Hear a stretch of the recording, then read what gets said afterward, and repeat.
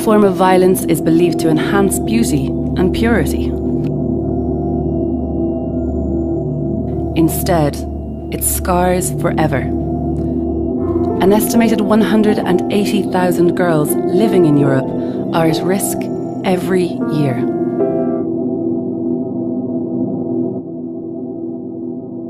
Female genital mutilation comes in different forms, from pricking of the clitoris to stretching of the labia, to partial or total removal of the genitalia. One of the most severe types of FGM is infibulation. The outer lips and the clitoris are removed, sometimes with a razor, causing a lot of blood loss. A small twig might be inserted before the wound heals, to create a small hole so the woman can use the toilet and continue to have periods.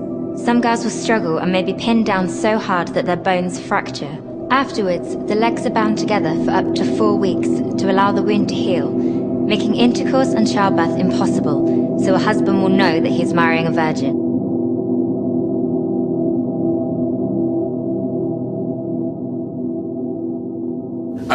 Circumcision has existed from the time of the Prophet of God and has been organized by the Prophet himself. The Quran does not say anything about female genital mutilation.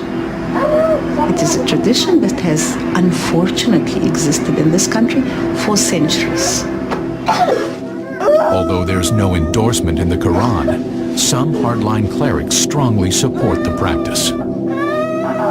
The cultural practice of FGM, please. Yeah, FGM is like it's traditional practice.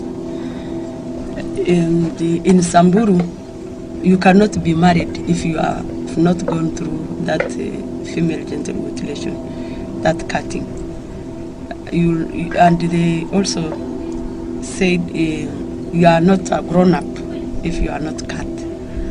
And if you get pregnant also, when you are a girl, you have not, before you are cut, they kill that child because the child is not holy in the community.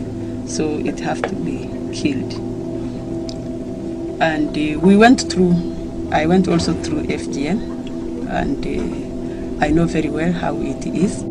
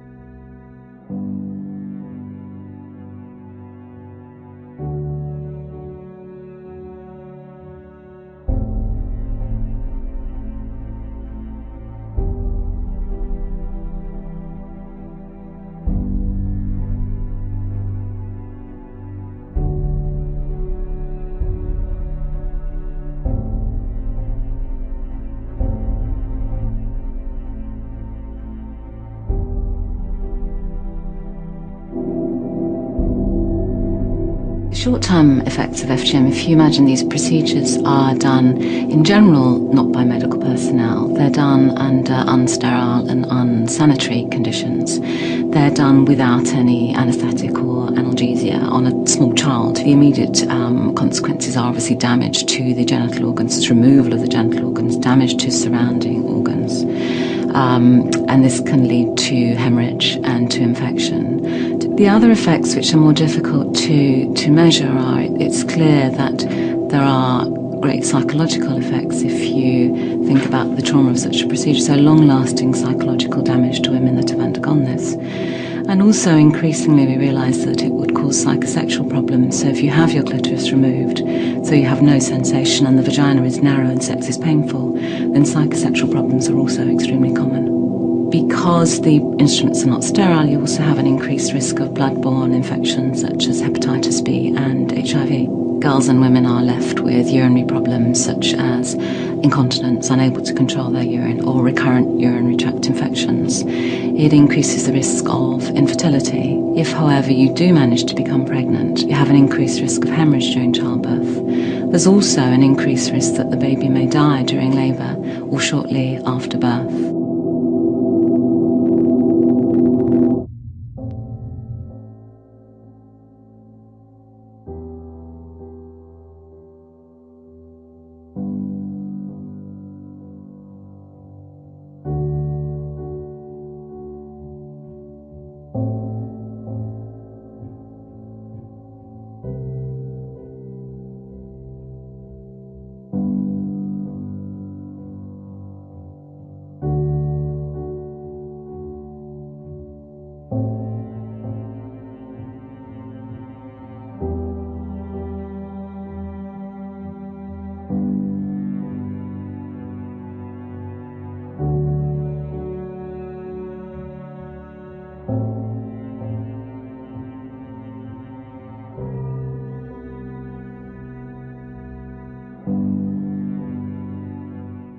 When I realised how horrific it is, I knew I had to campaign against it. I'm that girl who's undergone FGM, and my mission has always been to save at least one girl. One girl means break the cycle and save a generation.